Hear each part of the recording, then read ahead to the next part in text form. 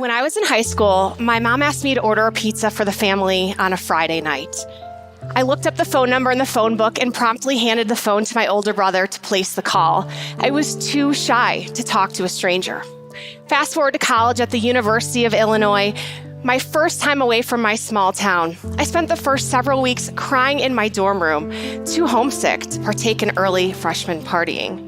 The one frat party I did attend was so disappointing, I wanted to trade in my books, abandon my major, and head back home to my small town.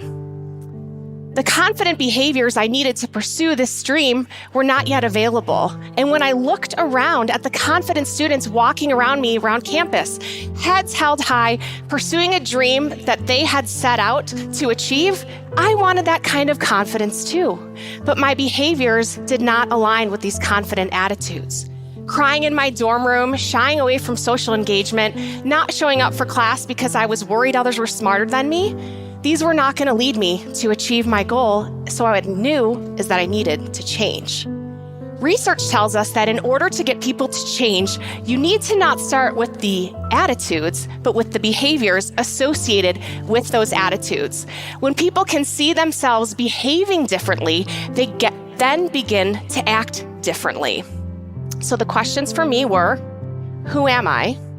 Who do I want to become? And how does this person I want to become behave?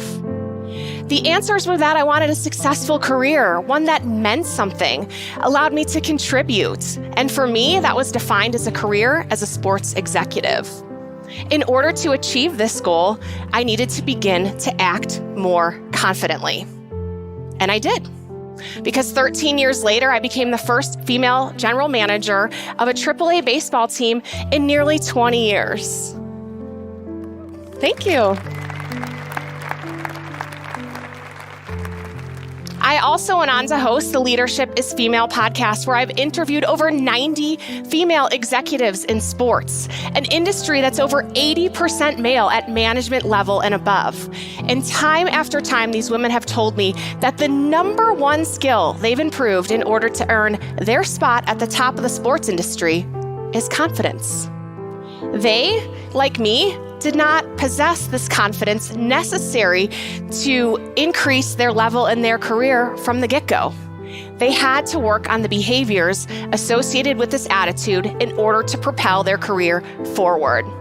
So I'm here today to share with you 6 behaviors you can start today to increase your confidence. Why is it important to increase our confidence? Well, think of this. How would you behave, or what could you achieve if you were 10 times more confident? Number 1, count yourself in. I spoke with a woman about her first time doing sideline reporting at a nationally televised basketball game. She was shaking in her heels, standing courtside, nerves overtaking her until she heard something familiar in her headset. We'll be on in 5, and 3, 2, 1, you're live. And she performed with excellence, the nerves melting away. She's an athlete, a former basketball player used to performing on the court by the clock. And the tactic remained true. Counting will get you started, and momentum will keep you going. I have used this technique. I've had more uncomfortable conversations than I care to recall, but one I'll share with you today. I vividly remember standing on the warning track of the baseball field, 45 minutes before game time, looking at the opposing manager and his team wearing the wrong color uniform. I wanted to turn and run back up to my office and hide, but instead, I faced him head on, and I said in my mind, 3, 2, 1, go. And I started walking towards him.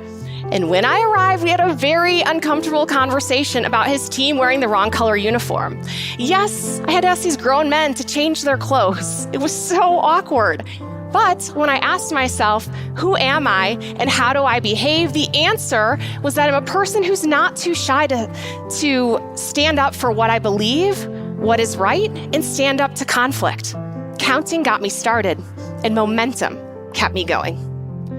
Number 2, what if you only had to be brave for a total of 20 seconds? Give yourself 20 seconds of courage. This behavior helped me enormously when I published my podcast, Leadership is Female, bold title and all, for all the world to see, hear, critique, and have their opinions.